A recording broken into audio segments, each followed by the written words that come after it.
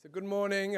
Thank you for coming back. My name is Philipp Schnabl. I'm a professor of finance here at NYU Stern, and I'm also director of the NYU Stern Salomon Center for Financial Institutions, and we are proud to be one of the co-organizers of this event.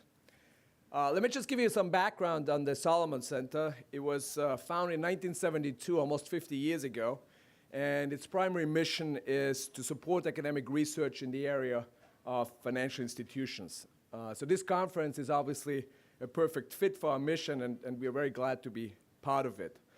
Let me emphasize, this is not the only conference we're part of. In fact, we have a number of events where we bring together policymakers, practitioners, and academics. In case you're interested, please check out our website.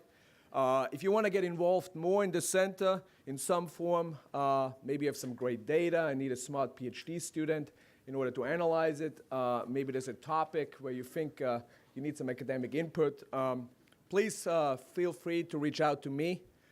Send me an email or catch me today. We see ourselves as a platform for creating and disseminating top academic research, and our center is always open for new ideas and collaborations. Now, getting back to today's event, I think we have a wonderful program. We start with a keynote by Doug Diamond, and we have a great session on the theory and measurement of financial crisis, and we'll conclude with our all-star panel on the role of central banks in crisis management. It's my pleasure now to introduce our first speaker, Doug Diamond. Now, this is a conference where most speakers don't need an introduction. Doug is no exception. Most of you already know Doug. But for the ones who don't, let me just say a few words.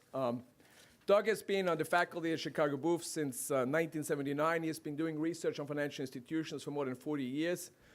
His research agenda really has been to explain what banks do, why they do it, and what are the consequences of what they are doing.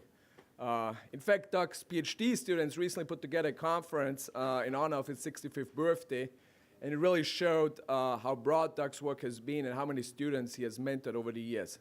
And I think it's fair to say that his research really has changed the way people think about financial institutions, not just in academia, but also outside of academia, if you think about regulators, central bankers, and policymakers.